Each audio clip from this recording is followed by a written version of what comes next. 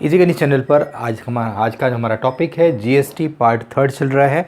पिछला 2 वीडियो हम बना चुके हैं। आप अगर उसको नहीं देखे हैं तो उसको मेरे वीडियो पर जा कर के इजी गणित चैनल पर जा कर के उसको देख सकते हैं। तो आज का जो हमारा टॉपिक है जीएसटी को कैसे कैलकुलेट करें। हम बहुत सारी चीज़ें खरीदते हैं, बाज़ार से मंगाते हैं, कभी इसका प्रयास नहीं करते उसको जानने का कि जो हम टैक्स दे रहे हैं वो कैलकुलेट कैसे हुआ और कैसे उसको हम फाइंड आउट करें। तो आज हमने प्रयास किया है यहाँ पे एक चार्ट के माध्यम से, क्वेश्चन के माध्यम से कि जानने का प्रयास किया कि कैसे कोई सामान जब हम मंगाते हैं या ख़रीदते हैं तो हम जो बिल पे करते हैं वो बिल बनता कैसे है। तो यहाँ पे एक एग्ज़ाम्पल है कि एक डीलर है जो किसी गुड्स को सप्लाई करता है दिल्ली से आगरा, दिल्ली टू आगरा, मतलब ये इंटर स्टेट है, एक स्टेट से दूसरे स्टेट की तरफ आ रहा है।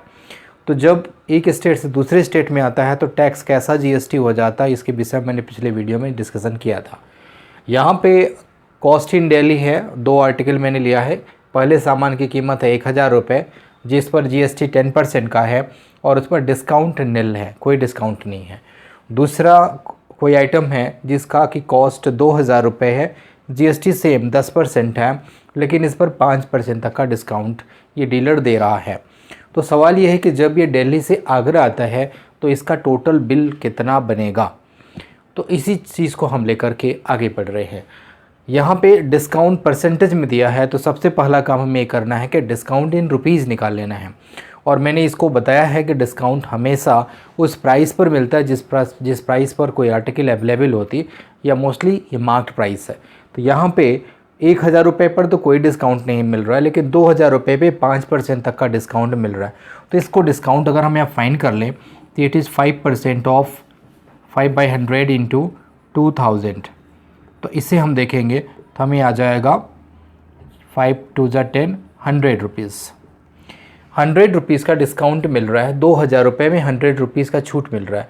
इसका मतलब कि इसकी जो कॉस्ट पड़ रही है दिल्ली में, कॉस्ट इन दिल्ली, या हम इसको एसपी भी कह सकते हैं, सेलिंग प्राइस जो पड़ेगा, पहले का तो ₹1000 ही पड़ेगा सेम, क्योंकि इस पर कोई डिस्काउंट नहीं है। लेकिन दूसरे का 2000 रुपये पे 100 रुपये की छूट मिल जा रही है, तो इसकी जो सेलिंग प्राइस पड़ रही है 1900 रुपीज़ की पड़ रही है। मतलब 2000 का आइटम 1900 रुपये में अवेलेबल है। अब अगला प्रॉब्लम ये आ रहा है कि इस पर जो जीएसटी लग रहा है वो 10% तक का लग रहा है, दोनों पर 10% का। तो यहाँ पर जो हम देख पा रहे हैं कि ऑब्जेक्ट दिल्ली से आगरा आ रहा है, मतलब ये इंटर स्टेट ट्रेवल करता है। तो जब ऑब्जेक्ट इंटर स्टेट ट्रेवल करता है तो जीएसटी आईजीएसटी बन जाता है। तो यहाँ पे इस पर आईजीएसटी लगेगा। तो जो आईजीएसटी लगेगा वो 10% ऑफ 1000, दैट इज़ ₹100, और यहाँ पे दूसरे वाले आइटम पे 10% ऑफ 1900, मतलब ₹190 आएगा। ये आप इसको फाइन कर लीजिएगा। 10% ऑफ ₹1000 यह आएगा 100 रुपये, और 10% ऑफ ₹1900 ₹190 आएगा। तो अब जो प्रोडक्ट दिल्ली से आगरा पहुंचा है तो आगरा में इसकी कीमत हो जाएगी, इसकी ये प्राइस 1000 एंड 1900 प्लस जो जीएसटी इस पर लगा है, ये जीएसटी भी इसमें इंक्लूड हो जाएगा। तो हम इसको अलग अलग अगर ऐड कर लें तो इसकी जो प्राइस हो गई ये कुल 2900 रुपये, 1000 और 1900, और यहाँ पे जो जीएसटी आ रहा है 100 और 190, ये कुल मिलाकर के 290 रुपये का जीएसटी हो गया। तो टोटल बिल जो बन रहा है, टोटल बिल ये हो जाएगा 2900 प्लस ₹290। तो 900 एंड 200 3190 रुपीज़, 3190 रुपीज़ का ये बिल बन जाएगा। तो इस तरीके से हम बिल को फाइंड आउट कर सकते हैं कि जीएसटी वाला कोई ऑब्जेक्ट अगर किसी से कहीं से कहीं पर ट्रैवल करता है तो उसका बिल क्या आएगा। अब अगला जो पार्ट हमें लेना है वो, इस पर हम चर्चा करेंगे कि जब कोई 2 सेलर ऑब्जेक्ट्स खरीदते हैं और बेचते हैं तो वो जीएसटी को कैसे पेमेंट करते हैं। तो इसके विषय में हम लोग थोड़ा सा डिस्कशन कर लें। इसको आईटीसी नाम देते हैं, इनपुट टैक्स क्रेडिट। इसके विषय में भी थोड़ा देख लेते हैं ये कैसे आता है, कैसे इसको फाइंड आउट करना है। क्योंकि जो कोई ऑब्जेक्ट मार्केट में सेल होता है तो वो एक बड़े दुकानदार से छोटे दुकानदार की तरफ और लास्ट में चलते चलते कस्टमर तक पहुंचता है। तो कस्टमर तो यूज़ करता है, लेकिन बीच में जो शॉपकीपर्स होते हैं, डीलर्स होते हैं, होलसेलर होते हैं, ये कैसे उस चीज़ को टैक्स को पे करते हैं वो हमें देखना है। तो हम बात कर रहे हैं आईटीसी की। आईटीसी, इसका नाम है input tax credit. Input tax credit, इसका मतलब क्या होता है? इसको समझने के लिए मैं एक एग्जांपल लेता हूँ। यहाँ पे कोई दो सेलर हैं या कोई दो डीलर हैं, ए एंड बी। ए कहीं से सामान खरीदता है और ख़रीद करके बी को बेच देता है, बी भी किसी को बेचता है। हमने माना कि ए कोई सामान सपोज दैट ₹1000 में ख़रीदता है और इस पर जो जीएसटी लगता है, जीएसटी 10% तक का लगता है। अब ए जब प्रोडक्ट को बी को बेच रहा है तो सपोज दैट कि ये ₹1500 में बी को बेचा। यहाँ पर भी जीएसटी का रेट वही है, जीएसटी सेम 10%। तो प्रॉब्लम ये आ रही है कि ए का इनपुट टैक्स क्रेडिट क्या होगा, मतलब ए कितनी जीएसटी पे करेगा, कितना जीएसटी जमा करेगा। यही चीज़ हमें इस आईटीसी में समझना है, इनपुट टैक्स क्रेडिट। तो इनपुट टैक्स क्रेडिट का जो फार्मूला हम यूज़ करेंगे वो होगा आउटपुट टैक्स। अब इसको हम डिटेल से समझाते हैं। Output tax minus input tax. अब ये आउटपुट टैक्स क्या है और इनपुट टैक्स क्या है, इसको ज़रा इस फिगर से समझिएगा। एक किसी से ख़रीदा है, सपोज दैट कि ये कोई पर्सन यक्स था, यक्स से ए ने ख़रीदा। तो जब एक्स से ए ने परचेस किया तो ए ने टैक्स को पेड किया होगा यक्स को, ए ने एक्स को टैक्स पेड किया है, वो इसी को हम यहाँ बोलते हैं इनपुट टैक्स।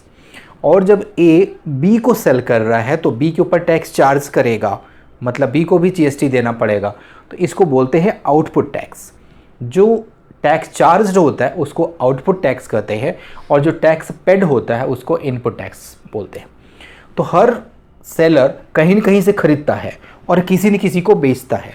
तो जब वो खरीद रहा होता है तो वो टैक्स पे करता है और जब बेच रहा होता है तो टैक्स चार्ज करता है। जो टैक्स चार्ज करता है उसको हम आउटपुट टैक्स कहेंगे और जो टैक्स पेड करता है इसको इनपुट टैक्स कहते हैं।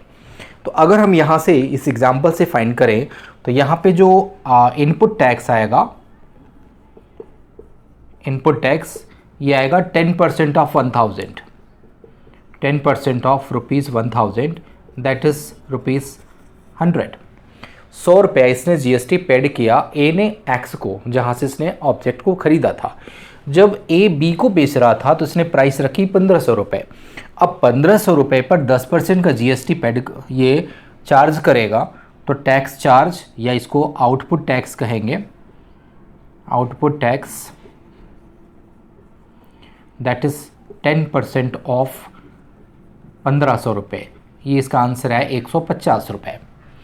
अब जो इनपुट टैक्स क्रेडिट होगा वो इस आउटपुट टैक्स और इनपुट टैक्स का डिफरेंस होगा। आउटपुट टैक्स 150 रुपये और इनपुट टैक्स 100 रुपये, तो 150 से 100 रुपये घटा देंगे, आएगा 50 रुपये। यही जो 50 रुपये होता है यही एज ए टैक्स या एज ए जीएसटी गवर्नमेंट को ए जमा करता है, क्योंकि सेल करने में जितने भी लोग यहाँ पे हैं सभी जीएसटी रजिस्टर्ड होते हैं। ऐसा नहीं होता कि ये हवा में होता, इन सब का एक रजिस्ट्रेशन नंबर होता है और जो भी प्रोडक्ट खरीदते और बेचते हैं उसका एक हिसाब किताब होता है और उस हिसाब किताब के अकॉर्डिंग ही इनको जीएसटी पे करना होता है, उसको छुपा नहीं सकते। तो ए जितना टैक्स पेड किया और जितना टैक्स चार्ज किया, तो चार्ज और पेड का difference as a GST A जमा करेगा। यही काम बी करेगा। बी अगर किसी वाई को बेच रहा है तो बी ने अब यहाँ पे जो पेड किया वो 150 रुपये पेड किया ए को। अगर बी वाई को बेच रहा है, मान लेते हैं कि वो 1800 रुपये में बेच रहा है, रेट वही है 10%, तो यहाँ पे 180 रुपये का टैक्स चार्ज आ जाएगा। तो 180 में से 150 घटा देंगे तो 30 रुपये यहाँ जीएसटी बन जाएगी। तो इसी तरह से जो जीएसटी का प्रोसेस है कि जीएसटी जितनी भी बार सेल होगा ये टैक्स लगता जाएगा और ये गवर्नमेंट को जाता है। तो इस तरीके से जीएसटी का आज का पूरा लेसन मैंने इस पार्ट 3 में कंप्लीट कर दिया। Integrated GST, central GST, state GST, साथ ही साथ आईटीसी, इन सब को इंक्लूड करके मैंने जीएसटी का पूरा लेसन कवर कर दिया। तो वीडियो अगर अच्छा लगा हो तो वीडियो को लाइक करिए, चैनल पर नए हैं तो चैनल को सब्सक्राइब करिए और बेल आइकन जरूर प्रेस कर लीजिएगा ताकि हमारा नोटिफिकेशन, हमारा वीडियो आप तक सबसे जल्दी पहुँच जाए। Thank you for watching my videos.